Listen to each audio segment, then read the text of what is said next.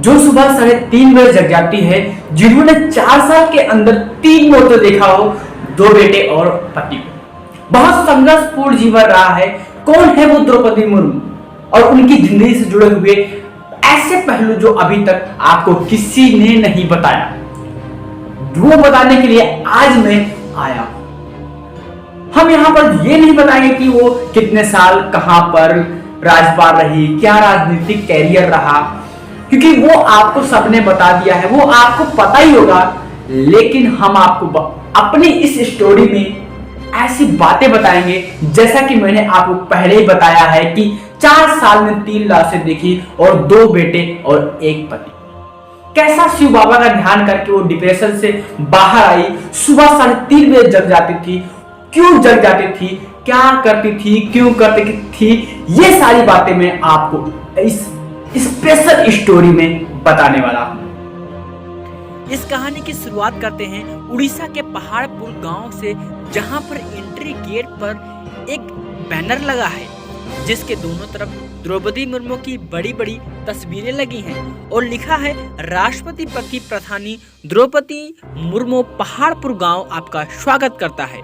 क्योंकि यदि द्रौपदी मुर्मू का गांव रहा है, यहीं पर एक बड़ी सी प्रतिमा लगी है जो द्रौपदी मुर्मू की पति की है, जिस पर उड़ीसा के 2 महान कवियों सच्चिदानंद और सरला दास की कवियों का पंक्तियां उखेरी हुई हैं।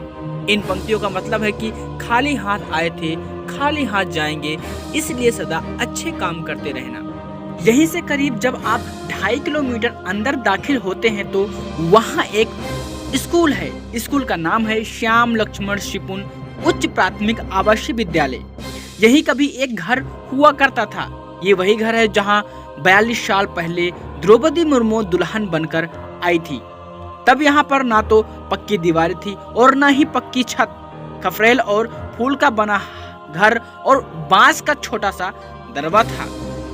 4 साल के भीतर इस घर में 3 बड़ी ट्रेजेडी देखी, एक के बाद एक 3 लाशें गांव में दफन हुई। साल 2010 से 2014 के बीच द्रौपदी के 2 बेटे और पति की मौत हो गई। बड़े बेटे की मौत बहुत रहस्यमय ढंग से हुई। करीबियों ने बताया कि वो अपने दोस्तों के साथ पार्टी में गया था। रात घर लौटा, कहा मैं थक गया हूँ, मुझे डिस्टर्ब मत करना। सुबह दरवाजा खटखटाया गया तो खुला नहीं। किसी तरह दरवाजा खोला गया तो मृत पाया गया। 2 साल बाद छोटे बेटे की सड़क हादसे में मौत हो गई। इस इमारत में कभी सन्नाटा न पहुंचे, इसलिए द्रौपदी ने छात्र छात्राओं का आवास यहाँ बनवा दिया। इसके अलावा द्रौपदी के जीवन की पहली घटना, जिसकी जिक्र कोई गांव में नहीं करता है, वो थी उनकी पहली संतान की मौत, जो महज 3 साल की उम्र में दुनिया छोड़ गई थी। इस बारे में द्रौपदी मुर्मू की भाभी शाक्यमुनि कहती हैं, जब बड़े बेटे की मौत हुई तो द्रौपदी 6 महीने तक डिप्रेशन से उबर नहीं पाई थी। उन्हें संभालना मुश्किल हो रहा था। तब उन्हें अध्याय का सहारा लिया। शायद महीनों ने पहाड़ जैसे दुखों का सहने की शक्ति दी। जो द्रौपदी बड़े बेटे की मौत से टूट गई थी, उसी द्रौपदी ने छोटे बेटे की मौत की खबर फोन पर देते वक्त कहा, रोकर घर मत आना, जैसे सामान्य समय में घर में मेहमान आते हैं वैसे आना। इस बारे में रायरंगपुर की ब्रह्म कुमारी संस्थान की मुखिया सुप्रिया कहती हैं, जब बड़ा बेटा खत्म हुआ था तो द्रौपदी बिल्कुल हिल गई थी। उन्होंने अपने घर में हमें बुलाया और कहा कि कुछ समझ नहीं आ रहा है, क्या करें। तो मैंने कहा कि आप सेंटर पर आइए, आपके मन की शांति मिलेगी। फिर वो सेंटर पर आने लगी।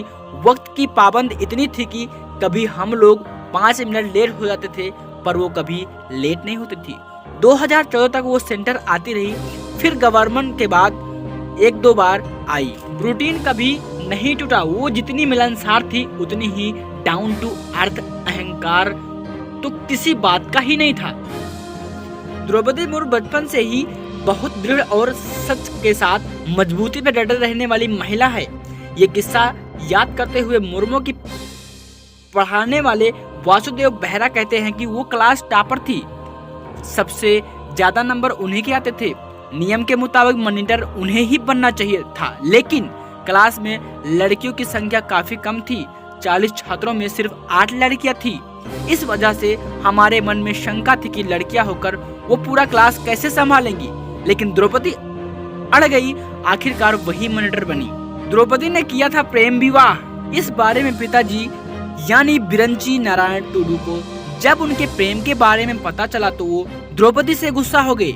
वे इतने रिश्ते को खुश नहीं थे, लेकिन पहाड़पुर के श्याम भी ठान कर आए थे कि द्रौपदी के संबंध पक्का करके ही जाएंगे। उन्होंने अपने रिश्तेदारों के साथ 3-4 दिन के लिए ऊपरवाड़ा गांव में डेरा डाल दिया था। उधर द्रौपदी ने भी मन बना लिया था कि शादी करूंगी तो उन्हीं से। नॉनवेज तो बहुत दूर की बात है, प्याज लहसुन भी नहीं खाती थी मुर्मू। 3 साल बेटी की हो गई थी मौत। उनके पहले की दुखों की बात करें तो उनकी शादी के कुछ ही दिनों बाद उनके पहली संतान 3 साल में ही छोड़कर चली गई थी। ये घटना 1984 की है। जिंदगी में तमाम मुसीबत झेलने के बाद वो फिर भी नहीं मानी। हालांकि इस दौरान डिप्रेशन के शिकार हो गई थी। ये मुर्मू जी की लाइफ जर्नी थी, उनका कैरियर था।